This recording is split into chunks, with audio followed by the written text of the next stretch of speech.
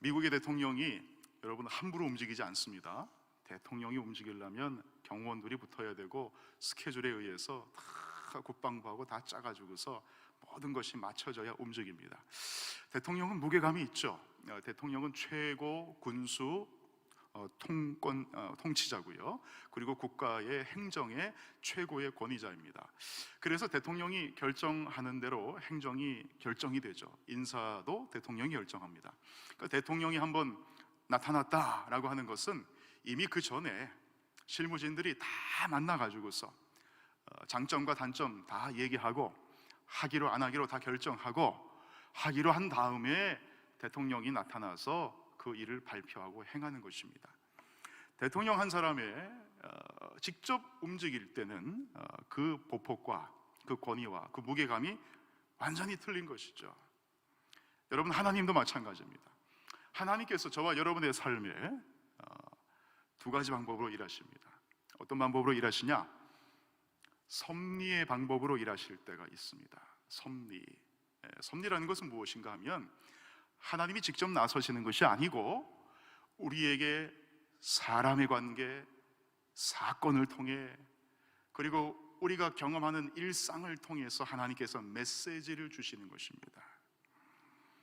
저와 여러분은 사건과 사람을 통해서 하나님의 메시지를 받습니다. 하나님은 그렇게 역사 가운데 많이 이러셨습니다. 두 번째 방법이 무엇이냐? 이건 좀 무서운 방법인데요, 하나님이 직접 나서시는 것입니다. 하나님이 직접 나서셔서 역사 가운데 움직이신 적들이 좀 있습니다. 오늘 본문에 보면 이 두 가지 방법에 대해 중에서 하나님이 직접 나서시는 방법에 대해서 말씀하고 있습니다. 하나님이 직접 나서신다는 것은 이미 하나님께서 많은 일들을 행하셨고 하나님께서 그 일을 행하시기로 결정했고 그 일은 하나님에 의해서 실행되어질 것이기 때문에 하나님께서 직접 나서시는 것입니다. 저와 여러분의 삶에도 동일합니다. 하나님이 섭리로 우리에게 말씀하실 때 있습니다. 사람 보내실 때 있고 징조를 보내실 때도 있고 사건을 보내실 때도 있습니다. 그러나 마지막에 최종적으로 하나님께서 저와 여러분들에게 강력한 메시지를 주실 때는 우리 하나님께서 직접 움직이실 때가 있습니다. 출애굽의 10가지 재앙을 여러분 잘 살펴보십시오. 첫 번째 재앙부터 9가지 재앙까지는요, 하나님의 섭리입니다. 하나님께서 이 자연 세계를 가지고서 말씀하신 거죠. 하나님이 직접 나서시지 않았습니다. 하나님이 칼 들고 오지 않았습니다. 하나님께서 자연을 통해서 섭리적으로 말씀하셨습니다. 메뚜기 떼가 바람이 불매 따라 날아와서 전 애굽 땅에 있는 곡식들을 다 갉아먹은 것이 여러 가지 10가지 재앙 중에 하나였습니다. 여러분, 그 메뚜기 떼는 무엇입니까? 섭리입니다. 하나님이 메뚜기가 아니잖아요. 하나님께서 메뚜기 떼를 이용하셔서 바로에게 메시지를 준 것입니다. 어떤 메시지입니까? 내 백성들이 이제 430년 노예 생활 끝나고 나를 예배하기 위해 광야로 나갈 것이니 우상을 버리고 애굽에서 나갈 수 있도록 내보내. 이것이 하나님의 메시지였습니다. 이것을 보내지 않을 때는 내가 너에게 재앙을 내릴 것이다. 하나님의 약속이었습니다. 실제로 첫 번째 재앙부터 나일강이 피로 변하는 재앙부터 시작해서 9가지 재앙, 마지막 10가지까지 하나님께서 재앙을 내리십니다. 바로는 근데 말을 듣지 않습니다.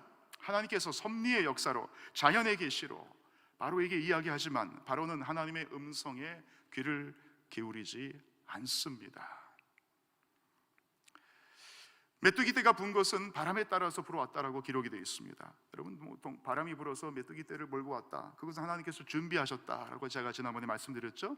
자연으로 바람도 준비하고 메뚜기 떼도 다 산란해가지고 아기 때부터 다 준비되어 있어서 하나님께서 자연의 섭리로 그들에게 말씀하셨습니다. 이 가득 실그렸습니다. 그 이들도 마찬가지입니다. 종기가 막 악성 종기들이 막 났습니다. 그 뭐 바이러스인지 뭔지 모르겠지만 그 모든 것들은 하나님이 직접 나서신 것이 아니고 이 땅에 있는 것들을 통해 섭리로 우리에게 말씀하신 것입니다. 그런데 오늘 본문 말씀에는 마치 대통령이 등장하는 것처럼 파이널 라운드에 등장하는 것처럼 우리 하나님께서 직접 손을 걷어 붙이시고 등장하십니다. 자, 4절 말씀을 한번 보겠습니다. 출애굽기 11장 4절입니다. 모세가 바로에게 이르되, 자, 최후의 통첩입니다. 여호와께서 이와 같이 말씀하시기를 밤중에 내가, 여기 내가는 하나님이죠, 애굽 가운데로 들어가리니. 자, 여기 하나님의 말씀이 나오죠. 내가, 하나님이 직접 애굽 가운데로 들어가겠다. 9번째 제안까지는요, 하나님이 직접 들어가신 것이 아니고 섭리로 말씀하셨습니다. 그러나 지금은 틀립니다.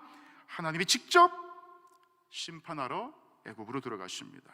그래서 어떤 일이 벌어집니까? 5절에 보니까 애굽 땅에 있는 모든 처음 난 것은 왕이 앉아있는 바로의 장자로부터 맷돌 뒤에 있는 몸종의 장자와 모든 가축의 처음 난 것까지 다 죽으리니 애굽 온 땅에 전무후무한 큰 부르짖음이 있으리라. 과거에 있었던 9가지 재앙하고는 차원이 틀립니다. 강도가 틀립니다. 권위가 틀립니다. 하나님께서 직접 나섰기 때문입니다. 하나님이 직접 나서시는 이 사건, 여러분, 우리 삶 가운데서도 동일하게 일어날 때가 있습니다. 하나님은 주로 우리에게 섭리로 이야기하십니다. 자, 우리 한 구절만 제가 더 찾고 이거 말씀드리고 또 진도 나가겠습니다. 여러분이 성경을 한번 찾아보십시오. 우리 화면은 없습니다. 히브리서 1장 1절을 한번 여러분 펴보시기 바랍니다. 하나님께서 우리에게 메시지를 던지시는 방법이에요. 패턴이 있습니다. 히브리서 1장 1절과 2절 말씀입니다.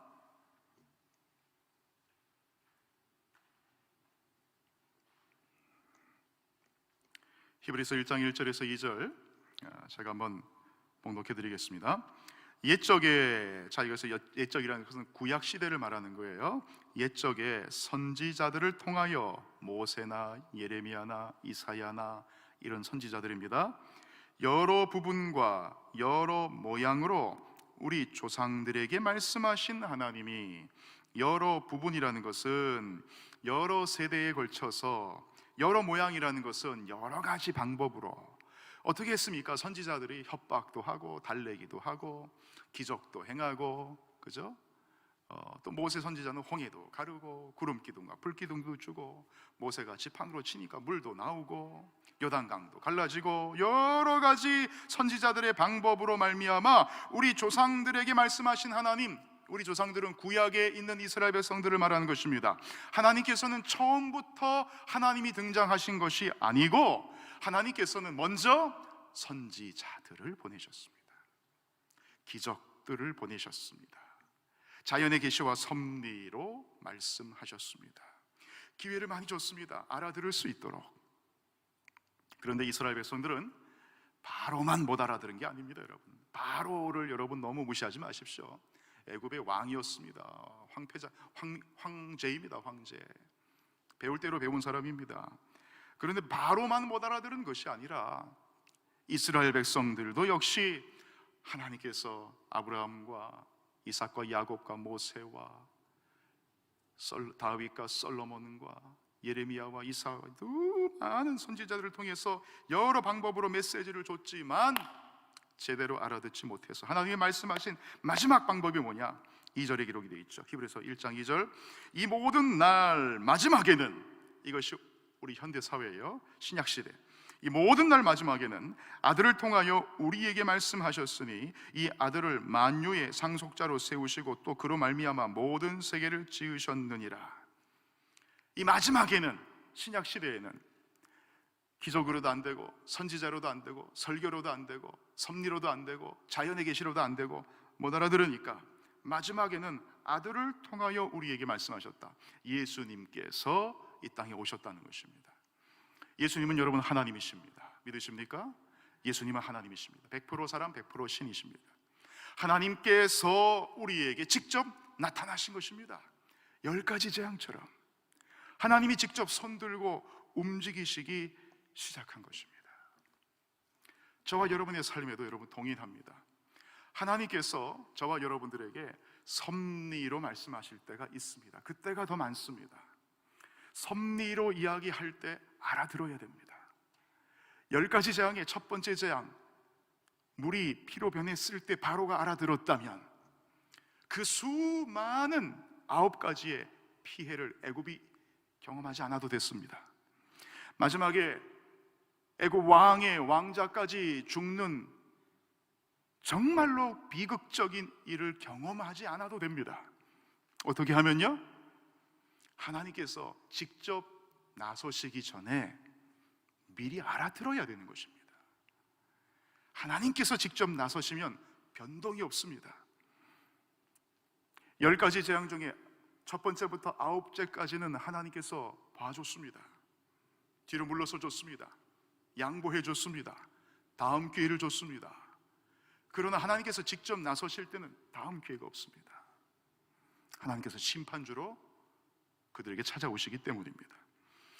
우리도 얼마나 동일하게 여러분 무지합니까? 하나님께서 우리에게 계속해서 사건을 통해, 사람을 통해 이야기하십니다. 목회를 하면서 보면 하나님께서 성도들에게 분명히 메시지를 던지고 있는 것을 볼 때가 있습니다. 눈에 보일 때가 있습니다. 여기서 알아들어야 되는데, 여기서 캐치해야 되는데, 우리 성도들에게는 영적 눈치가 필요합니다. 세상의 눈치를 말하는 것이 아닙니다. 정치의 약삭빠름을 말하는 것이 아닙니다.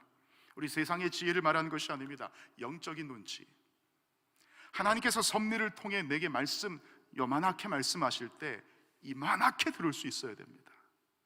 여러분, 그게 하나님을 경외하는 것입니다. 다시 말씀드립니다. 요만하게 말씀하실 때 이만하게 알아들을 수 있어야 됩니다. 여러분, 그 사람이 영적 눈치가 있는 사람이에요. 바로가 첫 번째 재앙에서 알아들었다면 얼마나 많은 사람들의 생명을 살렸으며 얼마나 많은 손해가 없이 애굽이 풍요롭게 살 수 있었습니까? 그러나 하나님의 그 작은 메시지, 나일 강이 피로 변하는 건 큰 피해가 아니에요. 거기서 알아들었다면 얼마나 좋았을까? 그러나 거기서 못 알아들었기 때문에 하나님은 계속해서 강도를 높이시는 것이고, 마지막에는 도저히 못 알아들으니까 더 이상의 기회는 없다. 하나님이 직접 애굽 안으로 들어가겠다라 말씀하시잖아요.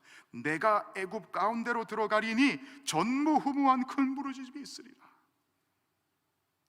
이렇게까지만 얘기 들으면 우리는 공포에 쌓일 수 있습니다. 그러나 여러분, 성경은 우리에게 공포를 조장하지 않습니다. 자, 그런데 이 일은 애굽에 있는 애굽 백성들에게 일어난 일입니다. 애굽에 있는 하나님의 자녀, 어린 양의 피를 문설주에 바른 아브라함의 자손들, 여러분, 그들은 이 재앙에서 벗어났습니다. 어떻게 벗어났을까요? 7절 말씀을 한번 보겠습니다. 출애굽기 11장 7절입니다. 자, 그러나 이스라엘 자손에게는 사람에게나 짐승에게나 개 한 마리도 그 혀를 움직이지 아니하리니. 무슨 뜻입니까? 장자가 죽지 않는다는 이야기입니다. 초태생이 죽지 않는다는 이야기입니다. 자, 그리고 여호와께서, 자, 여기도 여호와께서 직접 움직이세요.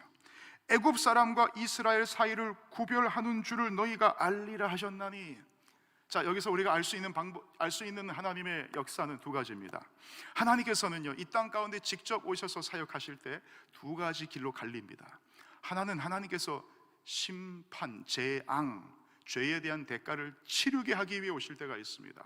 예수 믿지 않고 하나님을 모르는 백성들은 여러분, 그 재앙이 커지는 것이고, 예수 믿고 하나님의 은혜를 아는 자들은 축복이 커지는 것입니다.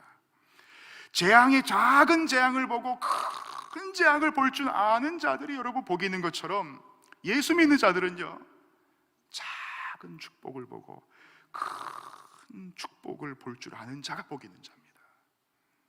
요만한 작은 축복이 여러분에게 섭리로 올 때, 나중에 하나님께서 그 나라에서 나를 양과 염소로 가르실 때 염소가 아니요 양으로 갈라주셔서 나에게 승리의 면류관 주시고, 나에게 자녀의 신분 주시고, 신부의 신분 주시고, 나의 눈물을 닦아주시며, 내 아픈 데를 쓰다듬어 주시며 치료하여 주시며, 나를 하늘의 왕자와 공주로 세우실 그 날을 언제 우리가 눈치채야 되느냐?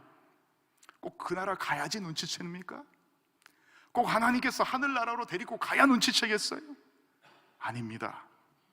이 땅 가운데 작은 하나님의 섭리를 경험하고 눈치챌 수 있어야 된다는 것입니다.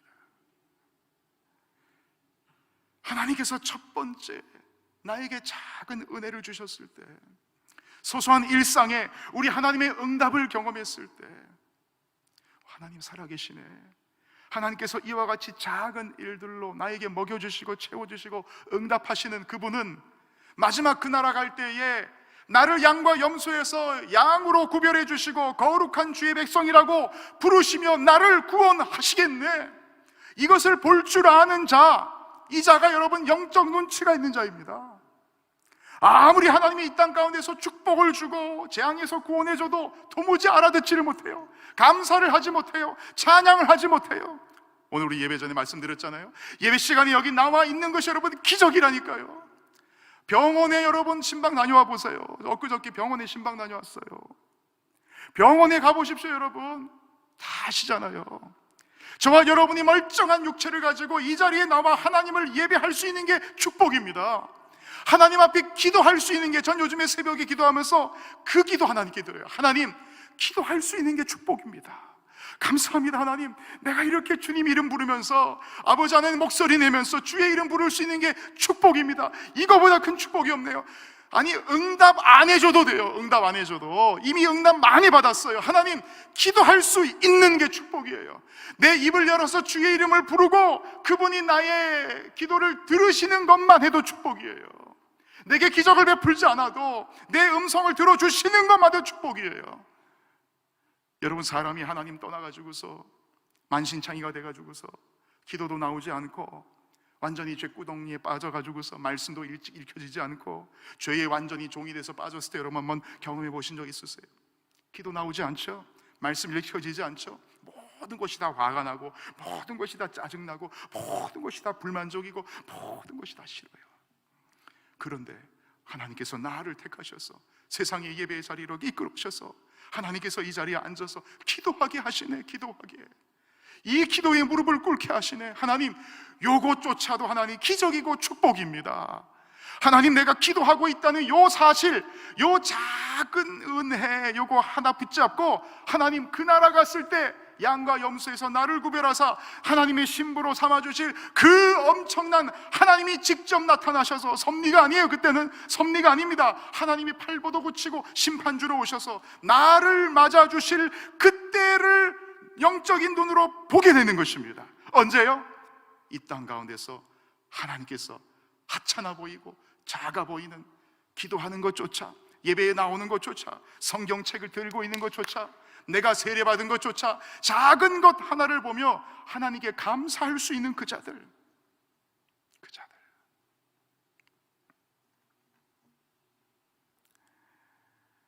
우리가 더 하나님의 은혜를 깨달을 수 있는 것은요, 이 거룩이라는 단에서 찾을 수 있습니다. 이스라엘 백성들은 첫 번째 재앙에서 10가지 재앙으로 가면 갈수록 어떤 일이 벌어졌느냐? 구별되어졌습니다. 자, 첫 번째 재앙, 두 번째 재앙, 세 번째 재앙 갈수록 재앙이 커지죠. 그런데 거기서 이스라엘 백성들은 점점 더 구별되어져요. 하나님의 역사가 더 분명하게 나타나요. 우박이 떨어지는데 우박이 히브리 사람들이 모여있는 곳에만 안 떨어져요. 악성 종양이 나와서 종기들이 막 돌아다니는데 그 이스라엘 백성들 가축에만 없어요. 여러분이 어떻게 가능합니까? 나중에 장자의 재앙에 어린 양의 피 바르는 게 이게 뭐 중요한 거예요? 이게 뭐 대단한 거예요? 이게 예수의 피를 상징하는 거니까 대단한 거죠. 그러나 그것을 발랐더니 우리 큰아들들은 다 살았어. 애굽의 장자들은 다 죽었어. 여러분, 그러면서 어떤 일이 벌어지느냐? 분명한 구별. 바로도 부인할 수 없는 구별. 저 히브리 사람들이 믿는 하나님이 진짜 하나님이고 저 백성들은 내가 건드려서는 안 되는 백성들이구나. 분명한 구별. 여러분, 이게 거룩이잖아요. 저와 여러분이 이 땅 가운데 살면서 하나님의 기적의 역사를 경험하고 하나님의 능력의 역사를 경험하면서 우리 성도들이 경험하는 것은 무엇이냐? 거룩입니다. 내가 거룩해지는 거예요. 성결해지는 거예요. 시간이 지날수록 세상에 소망을 두는 것이 아니라 하늘의 소망을 두고, 시간이 지나갈수록 세상의 것들이 좋고 세상의 엔터테인먼트가 좋아서 날마다 거기 빠져있던 내가 웬들인지 담배도 싫어지고 술도 싫어지고 세상 친구들 만나는 것도 싫어지고, 어디 가서 뭐 하는 것도 싫어지고, TV 보는 것보다 말씀 보는 게 더 좋고, 가라오케 틀고 노래하는 것보다 하나님 찬양하는 게 더 좋고, 세상에 나가서 노는 것보다 예배 드리는 게 더 좋고. 여러분, 점점 1단계, 2단계, 3단계 지날수록 내가 변화돼서 거룩해지는 것을 경험할 때, 여러분, 그 성도들은 영적인 눈치를 아는 것입니다. 그때 깨닫는 거예요. 하나님, 나 같은 놈도 이렇게 시간 지나면서 우리 하나님이 역사하시니까 조금씩 거룩해지네요. 조금씩 거룩해지네요. 하나님, 그러니 그 나라 갔을 때 우리 하나님 나를 얼마나 아름답게 만드실까. 죄를 짓고 싶어도 지을 수 없는 존재, 그 존재로 나를 만드실 것을 믿음의 눈으로 보게 되는 것입니다. 주님께서 말씀하셨어요. 보고 믿는 자보다 보지 못하고 믿는 자가 더 복되다. 왜 그렇습니까? 이 땅에서 작은 것 보고 큰 것을 볼 줄 아는 자, 영적인 눈을 가진 자, 그 자들이 복된 자예요. 왜? 작은 일에도 감사할 수 있고, 작은 일에도 승리를 외치고, 작은 일에도 큰 감격을 외칠 수 있는 자들이기 때문입니다. 사랑하는 성도 여러분, 사랑하는 성도 여러분, 저와 여러분의 삶에 하나님이 직접 나서기 전에 우리의 삶에 있는 1단계, 2단계에서 하나님을 볼 줄 알아야 됩니다. 저와 여러분의 삶에 하나님이 떠나는 것 같고, 하나님이 나와 멀어지시는 것 같고, 내가 세상과 가까워지는 것 같고, 섭리로, 관계로, 사건으로 말씀하실 때 빨리 눈치채십시오. 빨리 눈치채십시오. 그리고 이것이 그대로 진행되었다가는 큰일 나겠구나, 우리 하나님 직접 오시면 큰일 난다, 빨리 정리하십시오. 빨리 덮으십시오. 빨리 회개하십시오.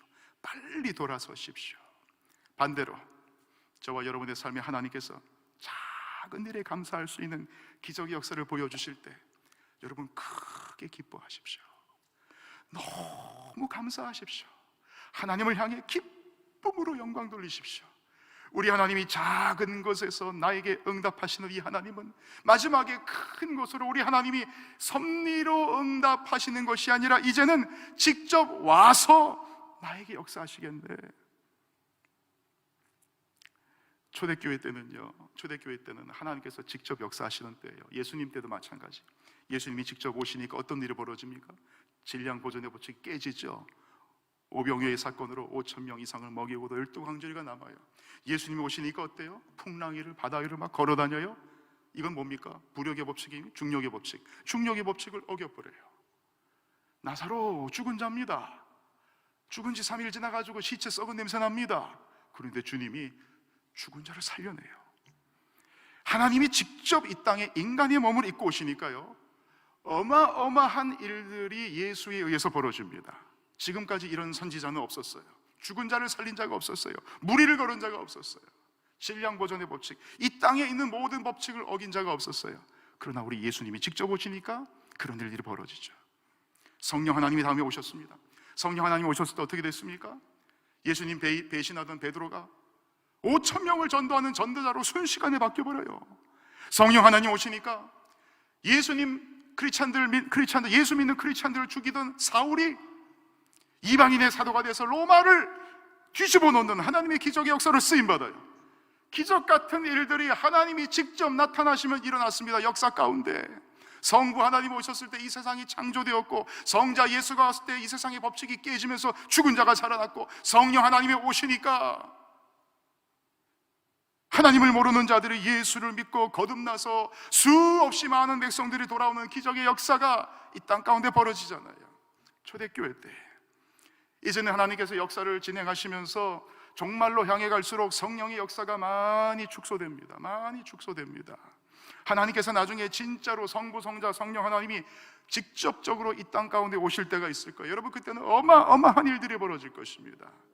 그때에 여러분 더 잘 믿을 걸, 내가 과거에 더 잘 믿을 걸, 그때 내가 눈치를 보고 좀 알 걸, 그때 내가 좀 더 감사할 걸, 아유 이 복이 이렇게 좋은 건지를 그때 좀 미처 좀 알았으면 내가 내 인생을 허비하지 않았을 텐데, 기쁨과 감사로 살았을 텐데, 비전 메이커가 돼서 하나님만 바라보고 살았을 텐데. 여러분, 그때 가서 후회하지 마시고 지금 1단계, 2단계 있을 때 빨리 캐치하십시오. 우리 주기철 목사님이 우리 하나님을 다시 오시기를 기다리면서 낮에나 밤에나 눈물 머금고 찬양 만들었잖아요. 내 주님 오시기만 고대합니다. 저 하늘 구름 한 조각만 떠도 우리 주님 오시려나, 우리 주님 오시려나. 작은 구름 봐도 우리 주님이 재림하실 그 영광을 바라보며 순교의 사명을 감당한 것입니다. 하늘 문이 열리고 천군 천사가 와서 하나님이 직접 손들고 걷어붙이고 와야 순교하는 것이 아니라 저 하늘에 구름 한 조각만 떠도 큰 일로 보는 거예요. 우리 주님이 다시 오실 때 저 놀라운 기적 같은 구름 타고 오신다 그랬지. 주님께서 내가 배고플 때 까마귀를 통해서 먹이시는 것을 보고 우리 하나님께서 수백만 명의 백성들을 광야에서 다 만나로 먹이셨지. 우리 하나님이 나를 그렇게 먹이실 거야. 내 가정을 그렇게 살리실 거야. 작은 일에도 감사하고 큰 하나님의 은혜가, 하나님이 직접 그 축복을 들고 이 땅 가운데 오실 그날을 바라볼 수 있는 믿음의 눈이 있었기 때문에 여러분 순교를 감당할 수 있었던 것입니다. 사랑하는 성도 여러분, 저와 여러분의 삶에도 우리가 이런 영적 지각이 있어야겠습니다. 작은 것을 보며 큰 것을 볼 줄 아는 영적 지각, 이 지각을 가지고 여러분 사실 때 저와 여러분의 삶에 하나님의 경고를 받아 여러분의 삶을 빨리 돌이키고 하나님의 작은 은혜를 보고 큰 은총을 바라보며 믿음으로 폭풍을 뚫고 전진할 수 있는 우리 믿음의 축복자들 다 되시길 우리 구주 예수 이름으로 간절히 축원드리겠습니다. 기도하겠습니다.